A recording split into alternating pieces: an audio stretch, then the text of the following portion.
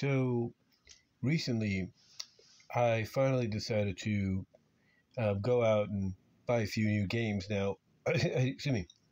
Now, I didn't buy them physically. I might get the physical copies later.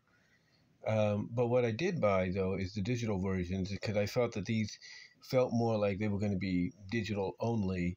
And from what people have said about one of the games, of course, it does feel like it could be just digital if they do what they did in the UK over here in the States in a few weeks.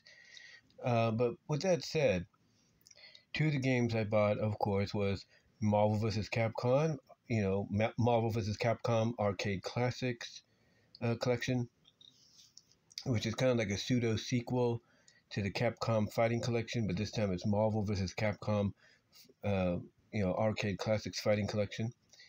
And then, of course, the one that everybody is talking about as of late, because it's been basically adding on new content and everything throughout the past year. That, of course, is Teenage Mutant Ninja Turtles, Shredder's Revenge, but not just any version of it, no.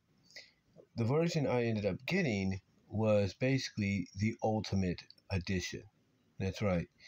The Ultimate Edition, which pretty much came out at the beginning of last month, October 3rd, digitally and I think physically as well, maybe later on physically. The Ultimate Edition is just like with any other beat 'em up or fighting game, that comes out.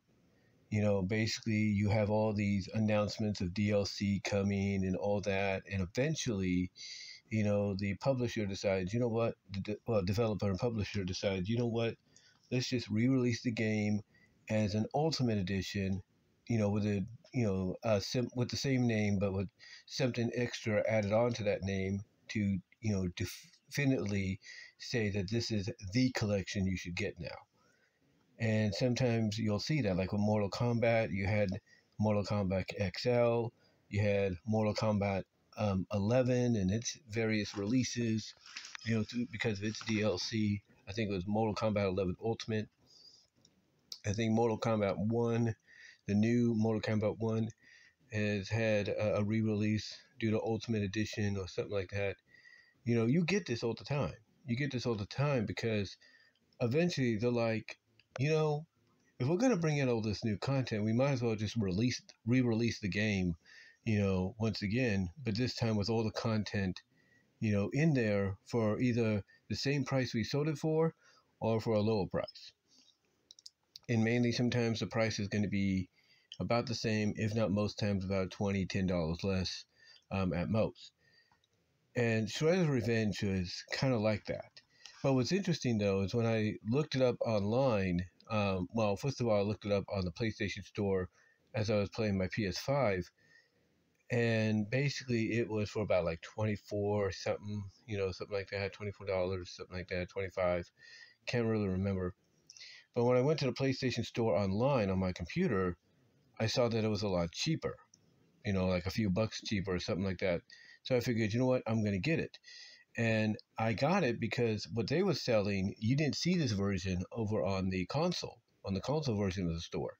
Instead, you just got the regular game and the DLC packs to pay for separately. Here, they were selling what was known as the Ultimate Edition, which is the game itself and the DLC packs. So I decided, hey, it's selling for about, like $23 something, and all that. I decided I'm going to get it, and I'm going to get Marvel vs. Capcom Arcade Classics Collection.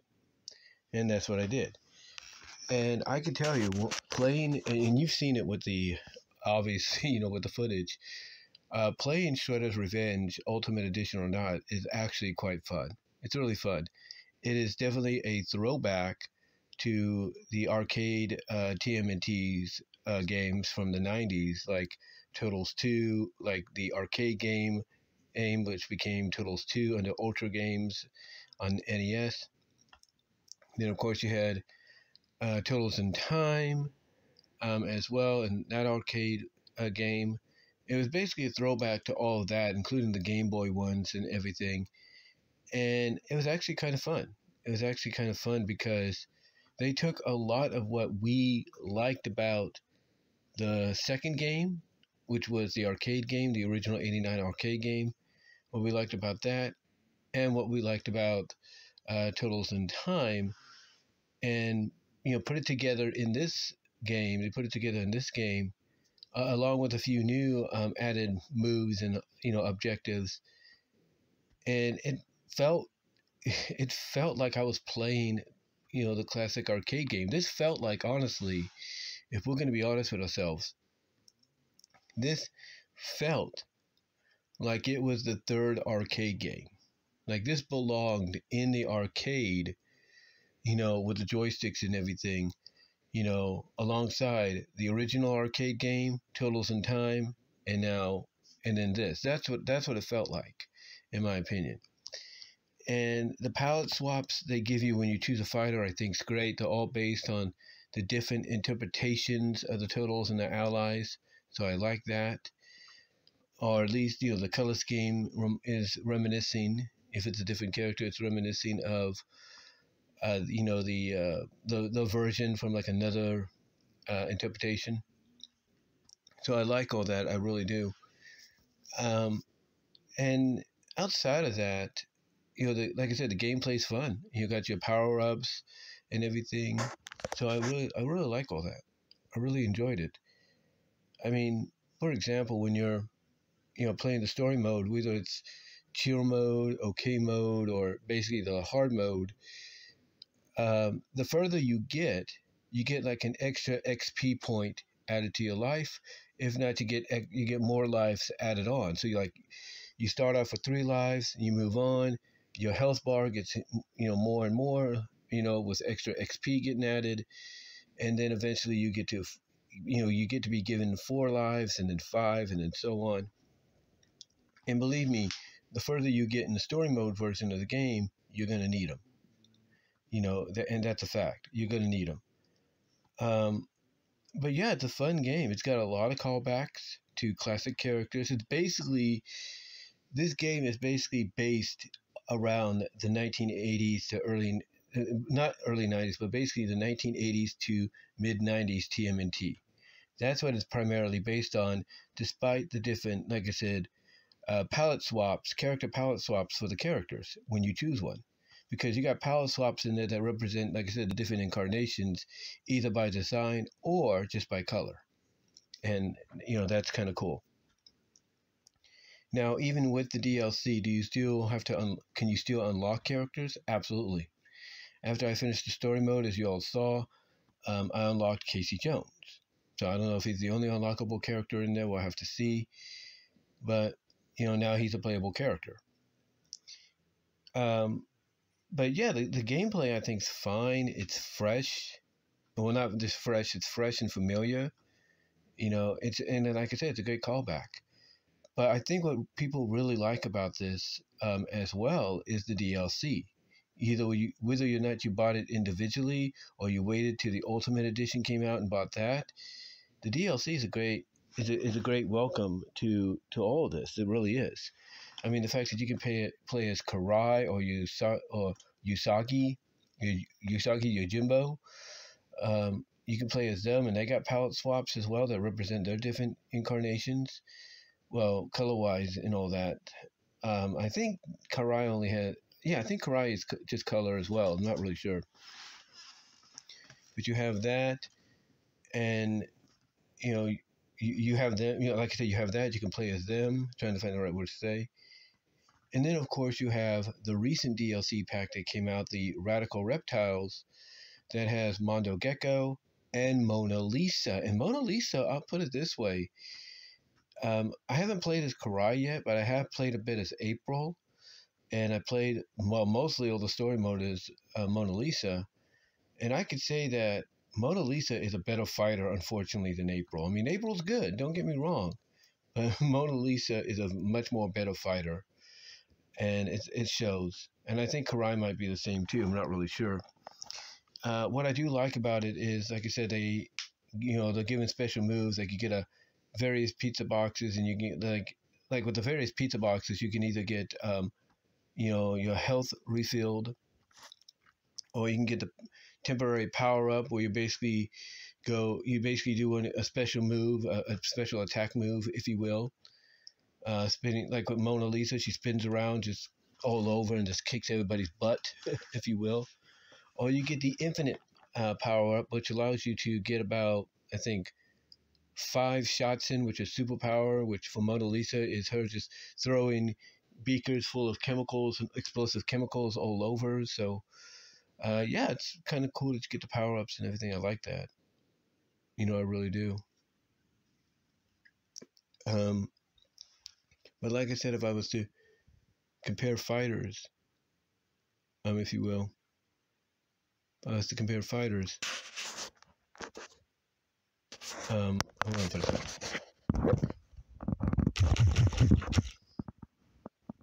Wait. Sorry about that. But anyway, like I said,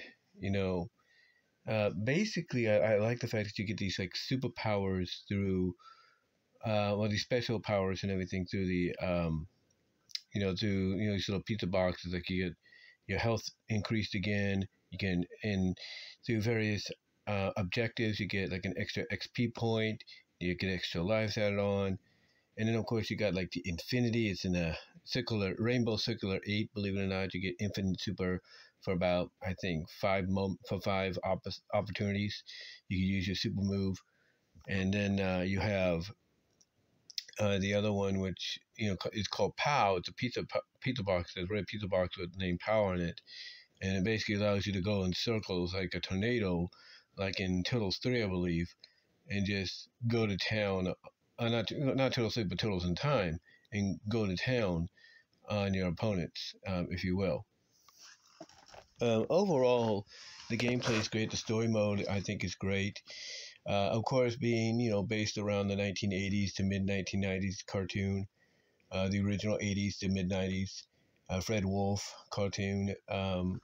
It does have its comedic moments. Like, of course, one of the things about Turtles, the arcade game, and they kept this, I think, with Turtles in Time, is when you fall down a manhole, you get your character saying something. And sometimes they have a reaction, an exaggerated reaction. Like with April, when she goes down, you see her eyeballs pop out of her head as she's falling down, and she goes like, "How do I get myself into these things?" or something like that. But yeah, when she falls, like her eyes just leave her head, they fall down with her afterwards. Mona Lisa, she's more like she falls down and she's just like, head goes up and everything. She just falls down and she's like, "I gotta watch where I'm going." She said something like along the lines of, "Oh, I gotta watch where I'm going. I gotta watch where I'm going," or something like that. So it brought that back, and again, it's not just for the main four; it's for the DLC characters as well. Like I said, with April, her eyes just bulge out of just come out of her head when she falls and everything, and then of course, Mona Lisa, she's more like whoop, fall down kind of deal, and she's like, she just sticks her head up and she says the line of, "I gotta watch where I'm going." And then of course, with the other thing about TMNT, the arcade game. One of the other things that was funny about it, and I think they retained it in Turtles in Time, is you getting flattened by a car or flattened by some kind of object, whether it's a car or a mallet or something, or a stampede in this case. And for April, it's like she gets pretty much, when she gets ran down, she's like squashed like a little pancake or something like that. And, the same goes for all the characters, and they all have their own exaggerated flattenness, if you will, being flattened. So April, she's more like she squashed like a pancake almost. Mona Lisa is more like, and when I saw this, I started cracking up. She's more like, when she gets flattened, she goes into what's known as the Egyptian pose almost. And I'm thinking, oh, she's posing like an Egyptian, Yeah, she goes kind of like in an Egyptian mode and all that. So that's kind of funny and everything. It's kind of funny to see that exaggeration, and all that. It's like all of a sudden she gets hit by the car, flattened by a mallet. It's like she gets or stampeded over. She's in the position of an Egyptian, But anyway, and it's kind of funny too because one of the recent IDW issues of the Saturday Morning Cartoons TMNT comic had her partake in some kind of Egyptian-like adventure with Raphael. Anyway, the game overall, her gameplay, I think is great. I haven't done the other ones yet, but I'm pretty sure they're just as good. I did April, like I said, and she's all right, but I think between the female fighters, I say with all due respect, Karai and Mona Lisa might be the best. The story mode is great. Like I said, it's very identical, very reminiscing, callback to the original show. I mean, the levels are called episodes, and you have about 16 levels, 16 episodes in this, and you get a lot of callbacks in there from not just the cartoon, but from the movies and other outlets of TMNT as well. Like when you face Shredder, you got to face him not once but twice. You got to face him as Super Shredder at the end, which is interesting because what you got to do when you beat him is you got to wait for him to go into that little position where he does like this protective orb around him. And then, like on the third time he does that, he brings out these little smoke clones of him to attack you or to protect him. But every time he stops doing it, he's weakened. So that's when you do your attack. It's one of those kind of fights to where you got to wait for him to basically utilize his ultimate power and allow it to drain him before you can beat him, or and something to that extent. And they do have a cutscene for her at the end where it tells you that at the end of it she goes back to doing her chemistry and all that, but it looks like she is living in the sewers with the turtles, or at least nearby them, if you will.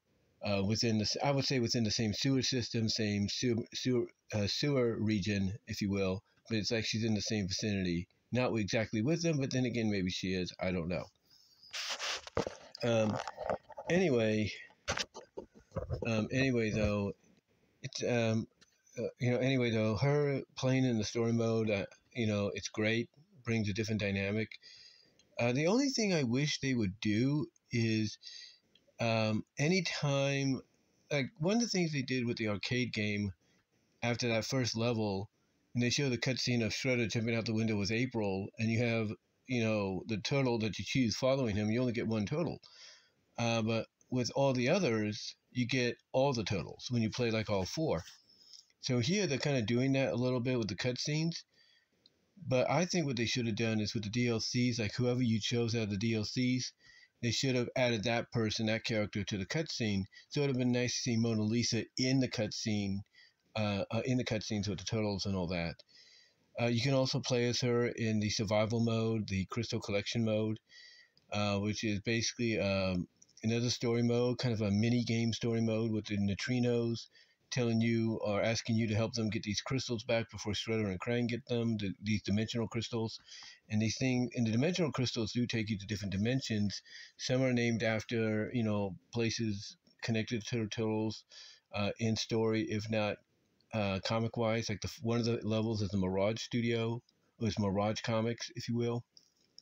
And then the other is Indo Comics, or the Indo location, Indo, or something like that. And you get two different locations with that, if you will. The first one has the Eagle mutant, Eagle guy, if you will, from the Archie comics. I can't think of his name, but he's in the comics, if you will, the Archie TMNT. So you got him there. And then one of the other dimensions you go to is Edo, Japan. And I think that's what it is. Basically it's the same place, just different locales. So you get him, you get the eagle guy, the bird guy, if you will.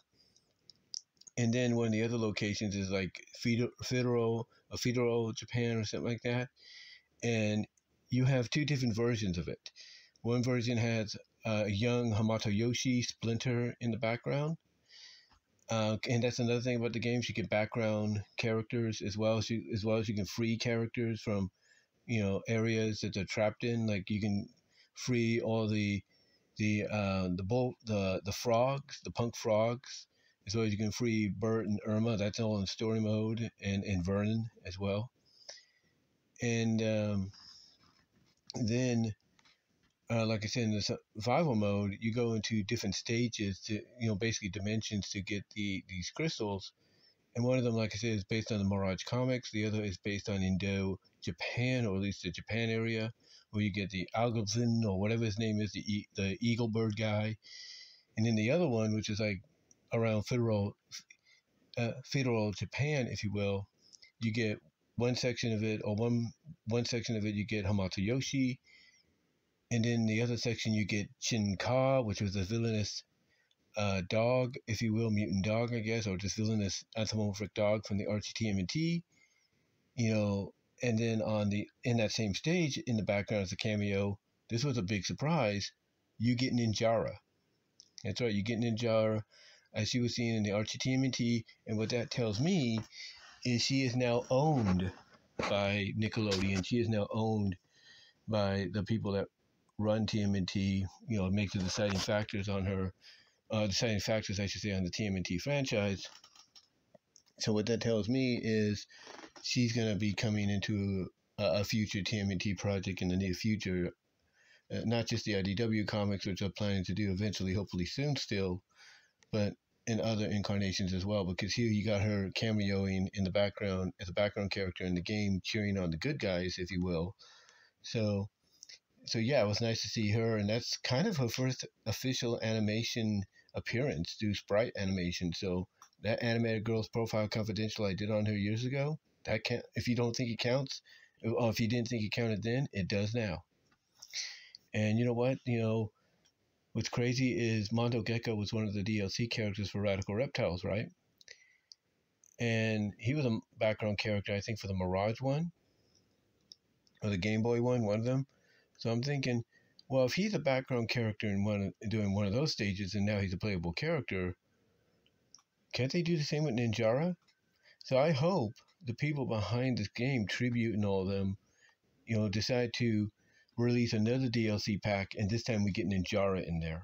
Because I guarantee you, people seeing Ninjara in the background here, you know, with this crystal dimensional thing, you know, them seeing her there, they're going to want to see her in the game. They're going to play as her in the game. So yeah, it was nice to see her appear as well. And I hope, you know, if they do decide to do that with her, you know, in the future, they decide to take her and any other of the characters that have appeared cameo-wise or whatever, like Man Ray, you know, and all that, bring them in as fighters and, you know, go from there. But yeah, overall, the survival mode for the crystals, it's hard. There's no doubt. They don't give you an option to go either easy, mid, or hard. It's just straight up hard. And if you don't have a co-pilot with you or another player, yeah, it's going to be hard to get through. Believe me, it really is. But again, the difference between it and the story mode, and even the arcade, is you get different stages. I think the arcade, because I played a little bit of that one. I think it might be a mishmash of both the survival stages and the story mode stages, but I could be wrong. But yeah, overall, the survival one, you definitely need a co-pilot on that one. But overall, it's overall Shredder's Revenge Ultimate Edition, regular edition, whatever you want to call it. I think it's great. I think it's fun. Nice little throwback to the original series, the original animated series, as well as a nice, I guess you could say, callback to the Archie books, the Mirage books, and so on. And a nice little tribute to the, you know, as one of the publishers is named, actually, nice little tribute to the original arcades as well. But let me know what your thoughts are down below about TMNT Shredder's Revenge Ultimate Edition. Did you get the Shredder's Revenge when it first came out and then buy the DLC pack separately? Or did you decide to wait till the Ultimate Edition came out to get it so you get them all at once? And do you think they should at least bring out one more DLC pack and include Ninjara in it, as well as maybe some other characters? Let me know. Love to hear from you guys on that. And until then, ring the bell for notifications, subscribe to the channel, like the video. And until then, I am out, but let me know what your thoughts are. And until then, peace.